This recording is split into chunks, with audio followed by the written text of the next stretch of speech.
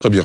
Alors, il y a un pan de votre histoire qui vous lie au président Ouattara, oui, que beaucoup de personnes évoquent. On vous a jamais entendu vous prononcer là-dessus ouvertement dans une interview télévisée. J'espère que vous allez le faire ce soir sans réserve.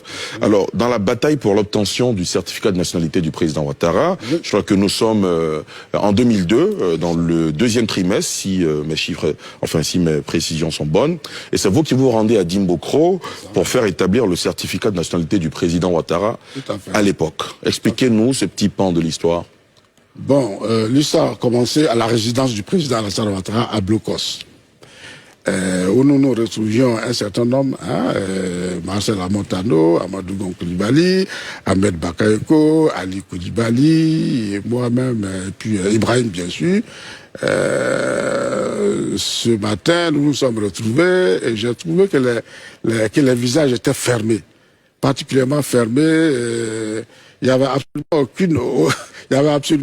aucune lumière sur le visage. Moi qui suis taquin, j'ai pas réussi ce jour-là à décrisper l'atmosphère. À décrisper l'atmosphère, à obtenir un sourire de qui que ce soit. Et c'est ainsi que je me suis rapproché de Marcel Montano, à qui j'ai demandé, mais qu'est-ce qui se passe? Pourquoi vous êtes triste? Il me lâche, écoute, apparemment, tu suis pas les choses. J'ai dit, mais si, je suis tout. Bon, on n'arrive pas à faire le certificat de nationalité du président. Il dit, ah bon? Par naïveté, porté par la naïveté, par l'insouciance, dites tout ce que vous voulez ou entendez tout ce que vous voulez. Je lui ai balancé, j'ai dit, ben moi, je vais obtenir ce certificat. Et mes gars, il dit, mais sois un peu sérieux. J'ai dit, mais je te dis que je vais obtenir ce certificat.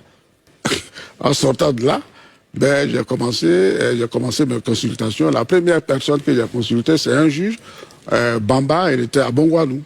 Voilà, Bamba, le juge Bamba, Adama, paix à son âme, qui est décédé, c'est lui que j'ai consulté. Et il m'a dit, ben, écoute, monsieur, professeur, moi, je vous établis ce certificat de nationalité aller-retour 1000 fois. Il lui a dit, mais une seule fois, ça va suffire. Bon, ça se passait donc au petit boulevard donc, de l'hôtel Ivoire, où je lui avais... donc, je l'avais invité à un petit déjeuner bien copieux. Et qu'est-ce qui s'est passé ensuite? Et ensuite, donc, je suis allé à Dimokro, mais en réalité, je partais à Bongwanou. Arrivé à Dimokro, bon, il était 18h, je l'ai appelé pour lui annoncer que j'étais à Dimokro et que le lendemain, je viendrai à Bongwanou. Le discours a changé.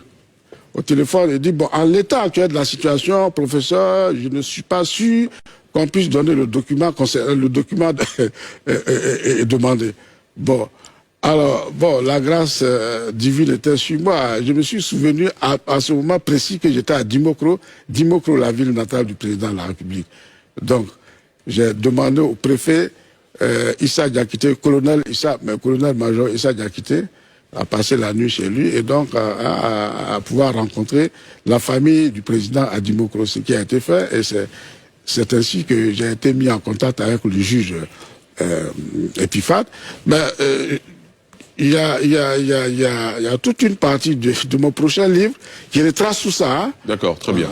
Et donc, alors, plus de 19 ans après, quand vous évoquez cet événement particulier de votre existence, quelle leçon tirez-vous de votre combat depuis l'opposition jusqu'à l'accession au pouvoir d'État? Oh, rien de particulier. J'ai été là, j'ai été au bon moment, peut-être. Voilà, j'ai été là au bon moment.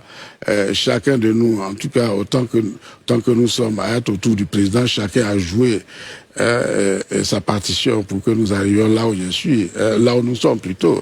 Je ne peux pas prendre à plus de lauriers que quiconque d'autre. Hein, voilà. Si c'est pas